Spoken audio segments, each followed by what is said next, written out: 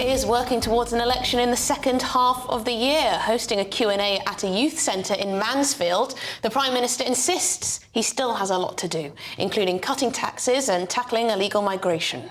He also responded to Labour leader Sir Keir Starmer, who earlier opened his campaign for the election year, promising his party to return his party to the working class. Yes, that's what he had to say. So joining us now is Shadow Paymaster General Jonathon Ashworth. Jonathan, thank you very much for joining us on the show. Now, Christopher Hope, our political editor, asked Sir Keir Starmer, your leader, earlier about this £28 billion annual pledge, green investment pledge. He asked whether this is coming from taxes or whether it will come for borrowing. Sir Keir Starmer said it will come from borrowing, subject to fiscal rules. Now I read that Green campaigners are increasingly concerned that Keir Starmer is simply backtracking on this £28 billion pledge, and this money won't be going to what he initially said it would.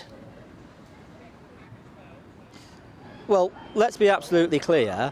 Our fiscal rules are what govern our approach to the public finances. Because you'll remember, of course, and your viewers will be feeling it in their pockets, what happens when a government plays fast and loose, when a government is reckless with the public finances.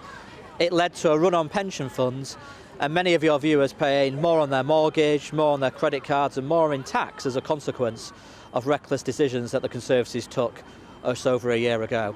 So our fiscal rules, there'll be no falling back, there'll be no pulling away from our fiscal rules. And all investment that we carry out, all investment that we pursue will be subject to those very clear and tough fiscal rules. Are you really trying to claim that interest rates have gone in the way that they have solely due to do with the mini budget of last year? They've basically tracked what American interest rates have done, have they not? Well, you'll remember the Conservative mini-budget. It led to that run on pension funds. It led to mortgage rates ricocheting around the market. And the Bank of England had to intervene and had to retaliate in the way that it did. So you'll know that when it comes to fiscal policy, you always have to be disciplined. You always have to pursue sound finances. And that would be the watchword of a Labour government, because we will never hammer working people. We will never hammer the viewers of GBNews by the recklessness of the Conservative approach. We want to take a sound approach. We want to bring back stability to the economy.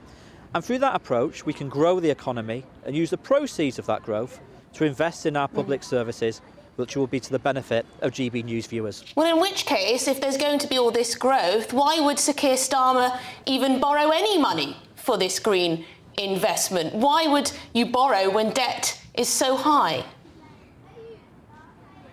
Well, of course, the Conservatives are borrowing, but our fiscal rules are clear that you do not borrow to fund day-to-day investment, and all of our commitments that we are making are not unfunded and not uncosted. We explain where every penny piece comes from, but where you can invest, and also because we're going to work in partnership with the business sector, because we're going to work in partnership with the private sector, we think we can unlock capital investment, private capital investment, in these jobs of the future. And these will be good, well-paid jobs in every corner of the country.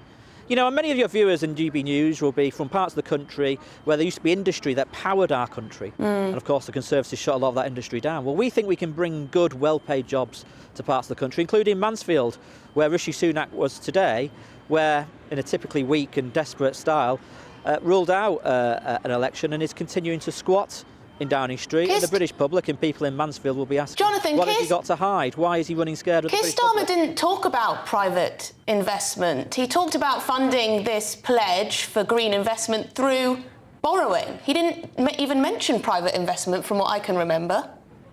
No, he did.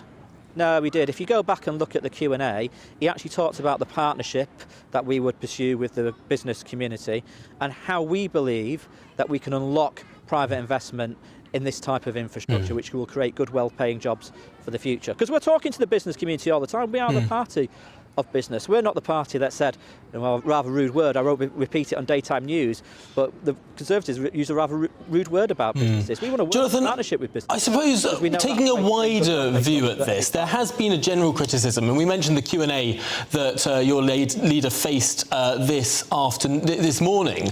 One of the questions was about the clarity of some of these pledges. There has been some accusations of a vague sense of what these pledges mean. Should we just remind ourselves of one of the answers he gave in that Q&A now? An NHS, not just off its feet, but fit for the future. No lack of clarity there. Nobody said what you're talking about. I don't understand that. The opportunities that children and young people need for the skills they need for their life and the work they're actually going to do. You can't say, well, that's a bit ambiguous. I don't understand that. I just can't help but feel like I'm being a bit gaslit here. Sir Keir Starmer saying an NHS fit for the future. What's unclear about that? That's a slogan. That's not a policy. Well, I'll tell you how we're going to rebuild our National Health Service and make it fit for the future. We're going to deliver 2 million more appointments for treatment in our National Health Service. We're going to deliver more appointments for dentistry in our National Health Service, because GBNews viewers across the country will know how difficult it is to get to see a dentist. We're going to rebuild mental health services so young people can access mental health care. And we're going to invest in that new state-of-the-art equipment so that if you're worried that because you've got a lump on your skin, that you're worried that that's cancer, you're going to get your diagnosis quicker, because we know cancer waits for nobody. So they are clear, costed policies which will rebuild our NHS and make it fit for the future. Jonathan, I've looked at the costings. You're putting in around £2 billion that you say you're going to raise from non-dom tax status. Yeah. That's £2 billion. The NHS budget has risen from 130 to 180 billion pounds. What is it about that extra 2 billion on top of the 50 billion that has gone in that is going to make the magic difference? I mean, this is the problem with Westminster, that politicians have become so casual about £2 billion, not realising that is a hell of a lot of money. It's a huge amount of taxpayers' money. And the key thing here is to make sure that money is well spent. The problem with the Conservatives is that they become so casual in the way in which they spend taxpayers' money. They fritter it away. I mean, Rishi Sunak frittered £7 billion away on COVID loans and fraud. He signed every cheque and he's not trying to get any penny piece of it back in any effective way.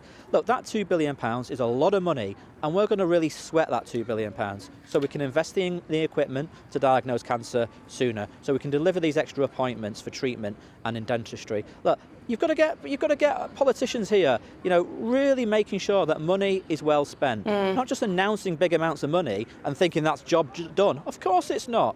We've got to deliver, and that's what our Labour government will be about, delivery. Well, thank you very much indeed for your time. Shadow Paymaster General Jonathon Ashworth, appreciate it.